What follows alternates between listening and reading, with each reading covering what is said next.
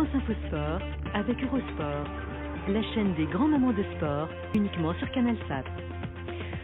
Bonsoir Jérôme Champagne. Bonsoir. Grand témoin de ce samedi soir en duplex de Zurich, ancien secrétaire général de la FIFA. Vous êtes candidat à la présidence. Aujourd'hui, on vient d'assister au tirage au sort de l'Euro 2016 sans Michel Platini, qui reste suspendu de toute activité liée au football jusqu'au 5 janvier prochain. Ça fait plutôt vos affaires, ça, non ? Je n'ai pas de commentaire à faire sur ces questions-là. Moi, je suis quelqu'un qui respecte les décisions de justice et les processus en cours. Il y a aujourd'hui une enquête par le Parlement fédéral suisse et j'habite ici, donc je respecte l'indépendance de la justice. Bon, enfin, en même temps, c'est un rival potentiel, on le sait bien, et c'est pas votre meilleur ami non plus. C'est un commentaire que je laisse aux journalistes. Vous savez, moi, je fais partie de ceux qui, notamment avec M. Blatter, qui ont largement contribué à son élection à la présidence de l'UEFA en janvier 2007. Donc ça, c'est un commentaire que je laisse à la presse. Bon, alors revenons sur ce tirage au sort de l'Euro 2016 avec ce premier match France-Roumanie le 10 juin prochain. C'est plutôt un tirage au sort clément pour les Bleus ? Je trouve qu'il est relativement clément. On voit trois équipes, je dirais, qui étaient sans doute celles que souhaitaient certains sélectionneurs et certains dirigeants français. Mais je dirais, faisons extrêmement attention. L'Albanie était une équipe qui vient de battre l'équipe de France. Pour vivre en Suisse, je connais l'influence et le rôle de ces joueurs albanais, aussi certains d'origine kosovare. La Roumanie n'est jamais une équipe facile. Quant à la Suisse, je sais aussi son engagement. Rappelez-vous la Coupe du Monde 2006 en Allemagne, où la France et la Suisse avaient fait 0-0. Donc prudence, ce ne serait pas la première fois qu'une forme d'arrogance nous mènerait à des situations difficiles. Alors la France qui sera peut-être privée de Karim Benzema pour l'Euro, Noël Le Graët estime qu'on ne peut pas le sélectionner dans l'état actuel des choses. Vous êtes en accord avec la décision du président de la Fédération française de football ? C'est logique. Là encore, je ne connais pas la totalité du dossier, mais c'est une décision qui lui incombe. Et moi, je suis quelqu'un qui respecte le principe de subsidiarité. Je pense que la présomption d'innocence est importante et je crois qu'il faut la respecter aussi. Mais pourtant, c'est quand même une affaire qui gêne le monde du football. Ce serait sans doute plus sain si c'était un autre joueur, un joueur moins bon, pour ne pas dire essentiel pour les Bleus. Là encore, c'est un commentaire qui n'appartient pas à un candidat à la présidence de la FIFA. Je ne crois pas que c'est le rôle du président de la FIFA. Vous êtes un diplomate, Monsieur Champagne. Vous avez le langage diplomatique. Pas du tout, c'est une réalité. Moi, je pense que le rôle du président de la FIFA n'est pas de commenter, je dirais, des matchs, des tirages au sort.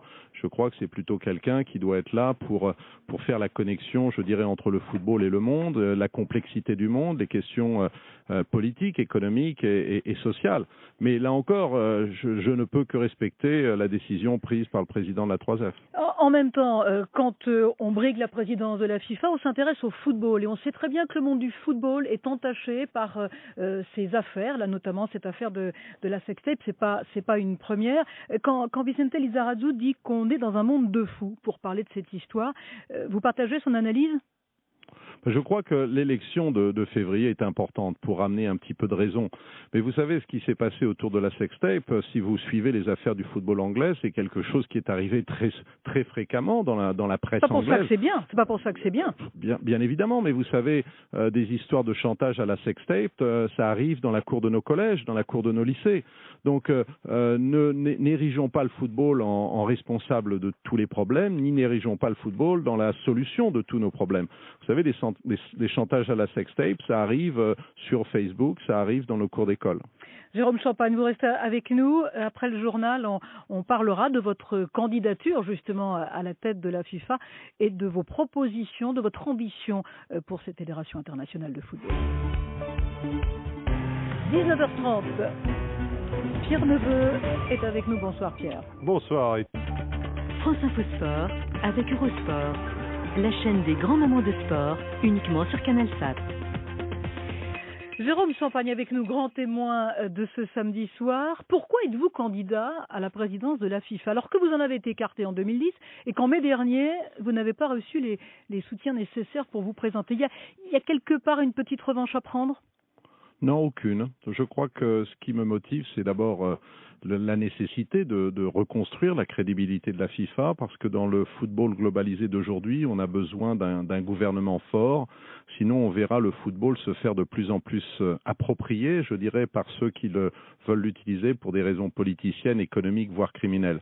Et puis, deuxième raison, c'est cette globalisation qui a été extrêmement positive pour le football, mais qui amène dans le football, comme dans le reste de nos activités humaines, une croissance incroyable des inégalités.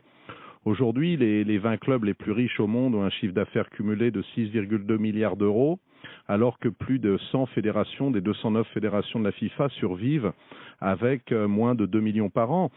Nous venons de célébrer il y a quelques semaines la chute du mur de Berlin. Avant, il y a 26 ans, il était encore possible pour un club roumain d'être champion d'Europe, d'un club en 86, d'un club yougoslave en 91, voire même de l'Ajax Amsterdam en 95. Regardez les résultats sur le terrain en Ligue des Champions, 8-0 Real Madrid-Malmö. Donc vous voyez bien qu'entre les continents, à l'intérieur des continents et aujourd'hui à l'intérieur des ligues, ce qui fait l'intérêt du football, son incertitude est remise en cause par les déséquilibres. Et ça, je crois, c'est un combat qui est aujourd'hui au centre de l'avenir du football. Et Jérôme Champagne, on parlera en détail, bien sûr, de vos souhaits, de vos ambitions pour la FIFA, mais vous dites volontiers que vous avez été évincé il y a 5 ans parce que vous vouliez engager des réformes et que certains craignaient de perdre leurs avantages. Vous pensez vraiment que les choses ont changé aujourd'hui ? Si vous relisez la presse en janvier et en février 2010, notamment la presse française, il était clair que vos collègues avaient écrit que j'avais été écarté parce qu'ils me voyaient comme une menace pour une éventuelle succession de M. Blatter, le président de la FIFA. Mais je ne suis pas dans un esprit de revanche du tout. Je crois qu'aujourd'hui, je viens de le redire, on a des vrais défis. Dans mon quartier de Zurich, à 200 mètres de chez moi, il y a 6 terrains, 5 pelouses naturelles et une pelouse artificielle, c'est-à-dire autant, si ce n'est plus, que de l'ensemble de terrains de qualité dans l'ensemble de la République démocratique du Congo avec 70 millions d'habitants. Donc voilà les problèmes du football. Et vous remarquerez que les controverses de ces dernières semaines fait qu'on oublie le véritable enjeu de ce sport, la véritable responsabilité. C'est pour ça qu'il faudra du temps, Jérôme Champagne, pour restaurer la confiance entre la FIFA et ses partenaires, vis-à-vis du public également. Là, vous avez tout à fait raison, et c'est pour ça que je me suis engagé dans ce combat. Je crois qu'il va falloir se retrousser les manches, il va falloir faire beaucoup de travail de réconciliation, de pédagogie, d'explication et surtout un effort très fort de transparence. Vous savez, moi j'ai été chassé de la FIFA en janvier 2010 et dès janvier 2012, j'ai envoyé aux 209 fédérations de la FIFA à travers le monde un document de 25 pages qui s'appelait « Quelle FIFA pour le XXIe siècle ?» Et je pointais du doigt sur les dysfonctionnements du comité exécutif, et on le voit bien avec les arrestations encore la semaine dernière à Zurich de présidents des confédérations. Je pointais du doigt les déséquilibres dans le football qui remettaient en cause finalement l'incertitude de nos compétitions. Et je mettais déjà à l'époque la nécessité de séparer, je dirais, les fonctions gouvernementales de la FIFA de ses activités commerciales. Et on voit bien que c'est cette convergence qui est la cause des problèmes actuels. Donc dès 2012, j'avais, je dirais, un petit peu prêché dans le désert, et c'est pour ça que je me représente à nouveau à cette élection. Mais dans le football, il y a de l'argent. Et l'importance des sommes brassées, comment le football peut-il être indépendant du pouvoir politique avec le poids économique qu'il représente ? D'abord, il faut voir qu'il doit être indépendant du pouvoir politique. Sinon, vous savez, d'abord, le football n'est ni de droite ni de gauche. Il n'appartient ni à un parti ni à un autre. Et pendant les 11 années que j'ai passées à la FIFA, sans donner de nom de pays pour ne gêner personne, j'ai vu des ministres des Sports qui, après une élection politique, souhaitaient mettre la main sur la fédération, voire même, je me rappelle d'un cas où un ministre des Sports a essayé de faire rentrer un cousin dans une sélection nationale. Il faut donc une autonomie. Mais autonomie ne veut pas dire chèque en blanc, ne veut pas dire... Non seulement il faut de l'autonomie, mais il faut savoir dire non, Jérôme Champagne. Il faut savoir dire non. Vous savez, quand j'étais à la FIFA, il y a eu à plusieurs reprises des dénonciations sur des problèmes, et parfois les ministres des Sports avaient raison. Mais aussi... à l'intérieur de l'Union européenne, il ne suffit pas d'aller très loin. À l'intérieur de l'Union européenne, on a eu un cas en 2006 où le ministre des Sports de ce pays donnait de l'argent aux clubs de football de première division liés à son parti politique pour qu'il puisse acheter plus de joueurs lors de la période de transfert de l'hiver. Donc je peux vous assurer que j'ai tout vu dans ce domaine-là. Jérôme Champagne avec nous. On marque une pause pour le rappel des titres. On se retrouve juste après. Champagne avec nous ce soir, grand témoin du samedi soir en duplex de Zurich. Vous êtes donc candidat à la présidence de la FIFA. On dit souvent qu'il y a une grande distance entre l'institution et la planète football. Sur la représentation des clubs, par exemple, sur la représentation des joueurs des différentes ligues de football, est-ce qu'il faut les impliquer plus ?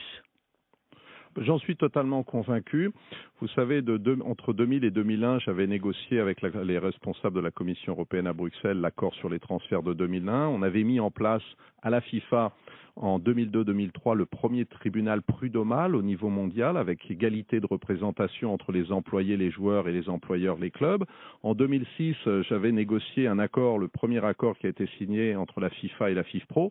Et en tant que candidat, je le dis depuis plusieurs années, je souhaite que les représentants des joueurs, des clubs et les ligues soient assis au comité, à la table du comité exécutif. On ne peut pas au XXIe siècle gérer une activité aussi puissante, aussi multiforme que le football sans avoir les principaux acteurs.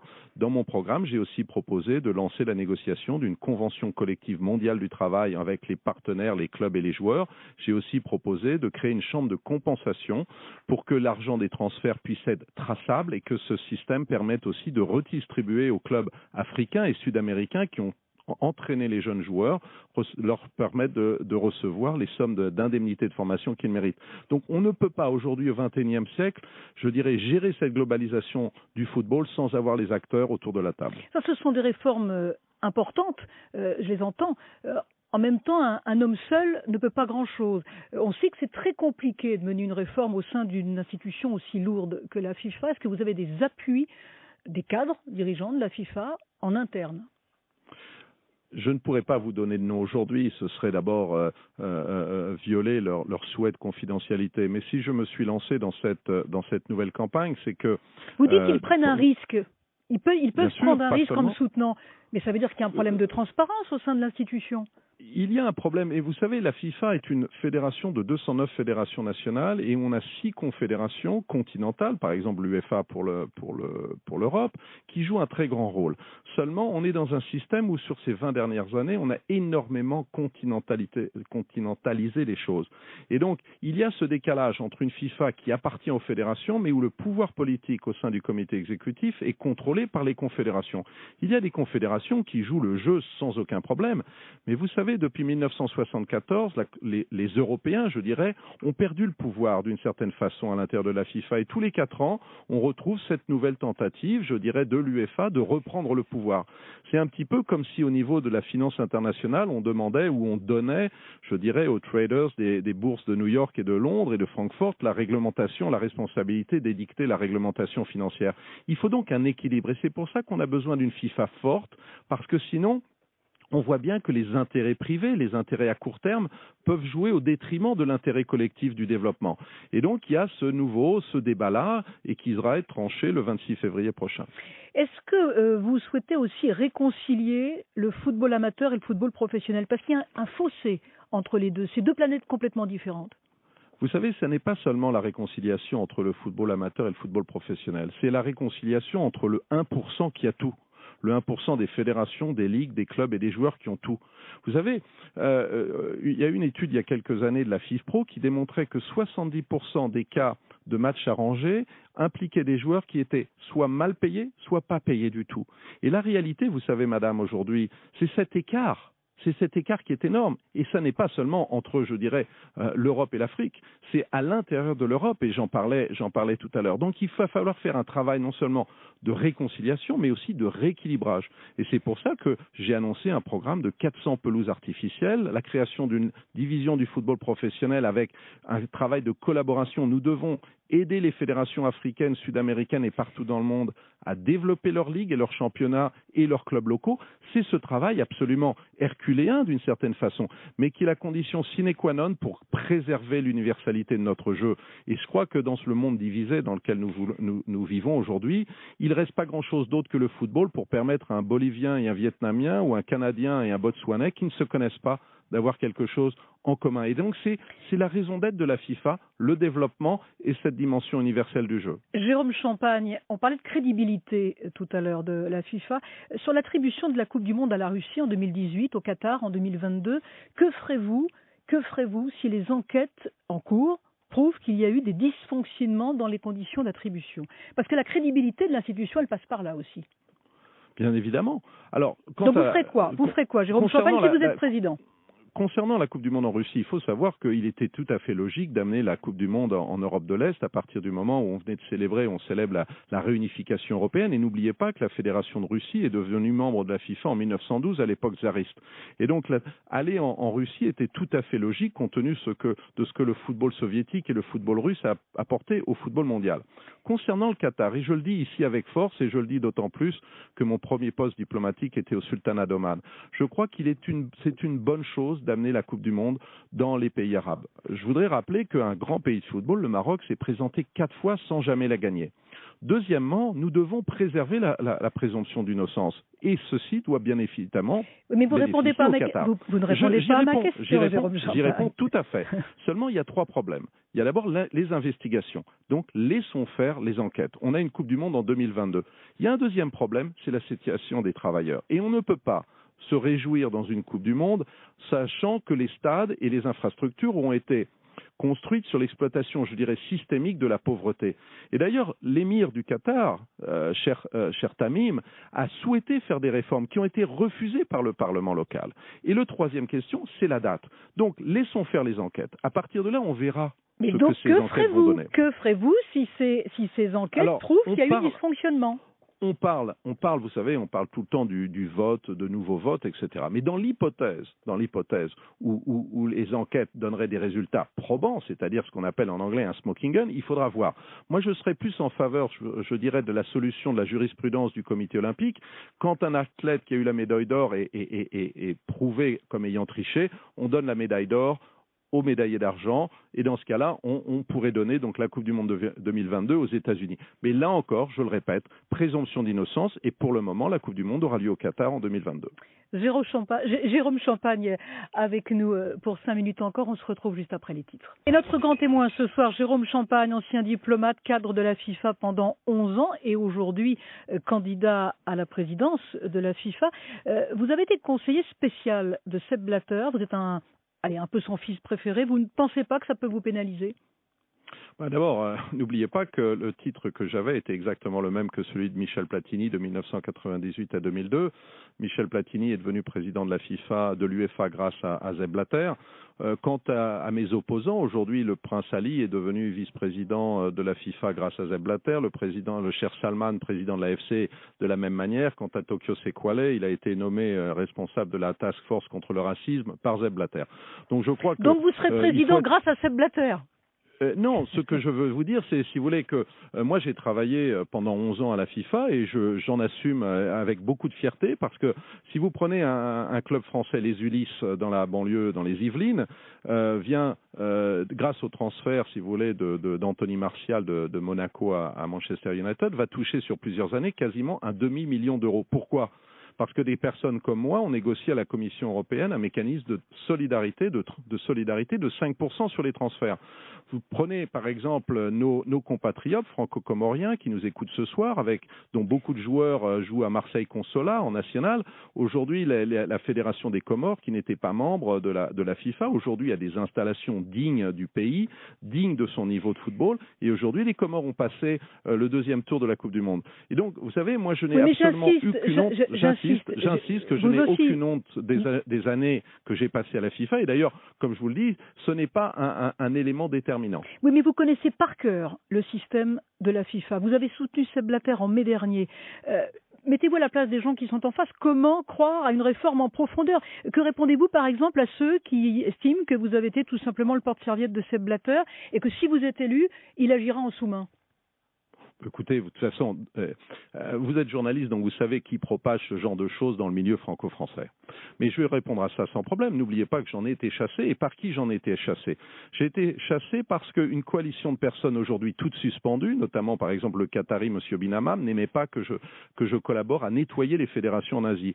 Le président de l'UEFA, Michel Platini, aujourd'hui suspendu, n'acceptait pas que la FIFA et M. Blatter défendent des positions fortes en faveur du 6+5, par exemple à Bruxelles, en faveur de l'intégration de la spécificité du sport dans le traité de Lisbonne, notamment l'article 165. Et d'autres personnes ne souhaitaient pas qu'un diplomate qui connaisse bien le Brésil reste auprès de la FIFA quelques années avant la Coupe du Monde. Ça, c'est la réalité politique, je l'ai accepté. Mais dès 2012, j'ai commencé à faire des propositions de réforme. Alors, je comprends le scepticisme, mais il faut juger les gens sur leurs actes et non sur des apparences de jugement. On vous présente volontiers comme le ministre des Affaires étrangères de la FIFA. Comment vous envisagez votre rôle si vous êtes président ? Je crois qu'aujourd'hui, il faudra me juger une fois président sur des faits. Et je crois que la FIFA dont je rêve sera une FIFA beaucoup plus ouverte, beaucoup plus démocratique. D'ailleurs, vous savez, j'ai été le premier à dire qu'il fallait notamment rendre public les salaires des dirigeants. Parce que pour moi, la FIFA n'est pas une société privée. Elle est un gouvernement d'un pays qui s'appelle le football mondial. Et je considère que l'argent de la FIFA est de l'argent public. Ma formation de diplomate est... Ça veut dire que vous le ferez, Jérôme Champagne ? Bien évidemment, je me suis engagé formellement devant les 209 présidents de fédération dans mon programme et je suis d'ailleurs le seul à avoir présenté un programme détaillé avec 8 engagements et 50 mesures précises, alors que mes concurrents n'ont que des listes de slogans, alors certes aussi romantiquement corrects que nécessaires, mais absolument sans détail.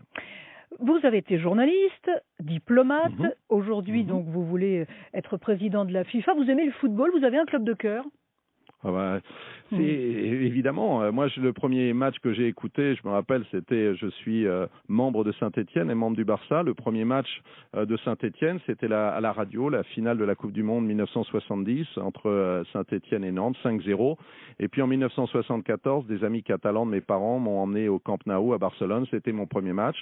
J'en suis devenu socio en 2009. Et comme 50 000 des membres du Barça, le 18 juillet, je suis allé voter pour le président du club. Donc, moi, je suis quelqu'un du foot. Je considère que le club est pour le football ce que nos familles sont à nos sociétés, un élément central. Vous savez, j'ai été pendant 7 ans... C'est plus qu'un club, le Barça ? Saint-Étienne aussi est plus qu'un club. Il y a d'autres clubs qui sont plus qu'un club. Ce sont des identités, ce sont des racines. Et vous savez, j'ai été pigiste pendant 7 ans à France Football, de 1976 à 1983. Je travaillais pour les pages du football étranger. Nous faisions les classements de Bulgarie, d'Allemagne de l'Est et de la Tunisie. Donc pour moi, le football est non seulement une base de club, une base de joueurs, mais c'est aussi un élément national important. Et je crois que les 20 dernières années, on a fait beaucoup pour les compétitions mondiales et continentales. Mais je crois aussi maintenant que le vrai défi des années devant nous, ce sera d'aider les fédérations partout dans le monde à développer leurs championnats et leurs clubs locaux. Merci beaucoup. Jérôme Merci Champagne, grand témoin ce soir en duplex de Zurich, dans les studios de la télévision suisse romande. À très bientôt sur France Info. Et je rappelle la date de l'élection à la présidence de la FIFA, ce sera le 26 février prochain. À très bientôt.